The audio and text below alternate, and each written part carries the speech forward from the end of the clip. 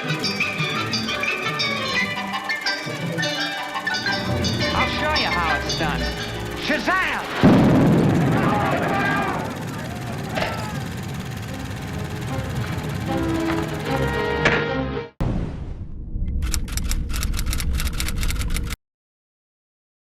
Hey y'all, how y'all doing today? Welcome back to Underdeveloped, and today we are gonna review Glass Onion: A Knives Out Mystery. Yeah, Rian Johnson's new movie starring Daniel Craig, Kathryn, Hahn, and a bunch of other people. Yeah, Ed Norton, Leslie Odom Jr., and Dave Bautista. yeah, him too. Yeah, like not quite as stacked as the last movie, but still a good cast all around. Yeah. Oh, and Ethan Hawke was in it for like a He was in it for one scene.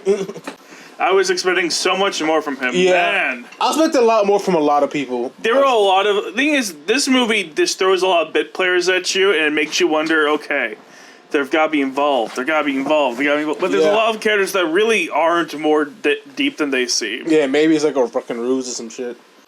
We're not going to get into too much before the big mystery... really goes crazy, but we'll give you a quick little rundown. Yeah, just briefly. Very quick.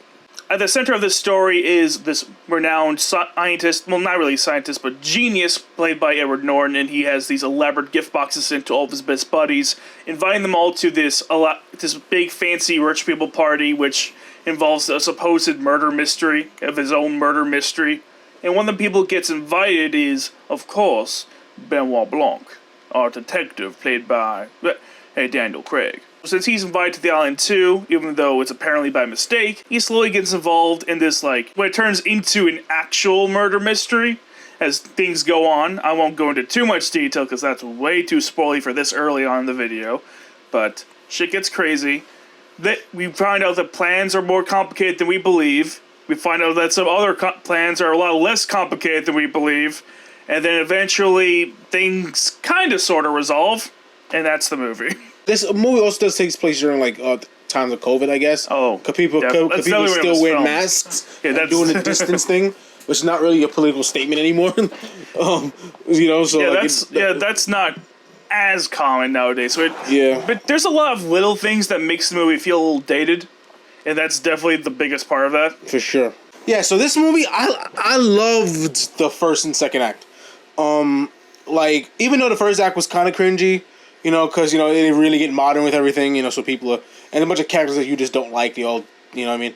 But even though... And you get also getting, exposition. And you're also getting exposition sprouted off to you, you know what I mean? Every waking moment. But as you go into the story and you get to, the actual murder mystery part of the movie, past, all the exposition, the exposition actually provided good fuel for these, investigations, because it's real stakes here. You have people that you really want to take down here. You know what I'm saying? And they set up real mysteries that you want to be solved. What the fuck happened? So the movie is pretty much an allegory for how rich people exploit other people for their own gain, how they manipulate people, and what people are willing to do to get. To get what they want. How it's basically about selling your soul. Allegory for Hollywood. A lot of people sell their soul to get famous, whatever, rich, or whatever else, for notoriety in general. Because this movie does involve that, and definitely, and that's what kind of makes the murder mystery complicated, because each person have a good motive to kill the person of interest, But then they hit you from twists and turns. I just think that the payoff was kind of weak, so the whole third act to me just really fell flat, because I was it had me going, the movie did what it was supposed to. It had me going, it had me thinking, my mind running wild of what it can be, because they set things up so well, you know what I mean? And when they started going to basically on a rewind of how they end up. How did this person get to this specific moment? What happened for this person to reach this goal? It was interesting. It was very interesting, and it really opened up the story and kind of changed perspectives and had me question myself. And then the ending was interesting at first, but then it just went off the fucking rails, and the end result to me just unsatisfying and kind of stupid. Kind of doesn't make any sense, So I was all that work just for that ending is kind of makes the movie even worse in my mind, Because a movie like this, when it's all building up to a big reveal, you have to nail that landing. If you don't, you pretty much ruin your movie. So. Most movies you need the ending to work, but some movies you really need the ending to work. And this Sorry, does not work. The first one on the point, on the money, straightforward, sharp story. This one had it at first, almost even interesting, almost even more interesting than the other one for a while, and then they did like there were good twists here. There were good twists to the story. Like even like the end reveal was good at first, but then it's like after a while, it's like wait, that's it. And when you come to the realization that there's really nothing you can do. And then, like, the whole ending after that, it just feels very weak. Weird. Like, it's not even supposed to be weird. Like, okay. Like, I mean... it feels like nothing was really resolved. Yeah, like, what the hell really happened? Okay, the mystery was solved, but that's it. Like, at least there was, like, the first movie had a much more dramatic outcome because Madelyn, she got the house. You know, she got the inheritance. It was a whole big thing. Like, the person, like, the dude got put in jail... And she came out totally fine on top, and it was good. Yeah. Because that was there were consequences to the events of the story. Mm-hmm. But here, it doesn't really feel like it. It feels like that, because, like, even then, even if the villain's master plan went to fruition, like, even if it was totally foiled by what they did, assuming, I'm giving her the benefit of the doubt that what she actually did actually made a difference and actually stopped that specific plan from happening. If we give her that benefit of the doubt, let's just stop him from doing something else. It was left very vague to us as viewers. Even then, let's give him the full benefit of the doubt. What's stopping him from doing something else with some other material? Having a smaller cast was a good choice because you have more characters that have more... Because you have less characters, but you have more screen time for each individual ones. Yeah. Unlike the first movie where I feel like you had a whole bunch of big names, get a whole bunch of people together, and it was cool to see them together interact, but realistically speaking, you could have cut a couple of those characters. You didn't really need a whole bunch of them, and a whole lot of them really didn't get developed all that well because of it. It was still a damn good movie, though, but that is one of the bigger weaknesses of it, is only a couple of characters really got fleshed out. But here, it's like, I feel like every single character that's important gets a good amount of screen time. Mm-hmm. I can't think of an important character that really didn't. I'm leaning between like a 79 and 80. Like, they have really good fucking, like, they really kind of like blessed this on Rotten Tomatoes and even Metacritic, because it has 81% on Metacritic, and if you know Metacritic is really harsh. You know what I mean? Like, so getting anything above an 80 is like almost unheard of.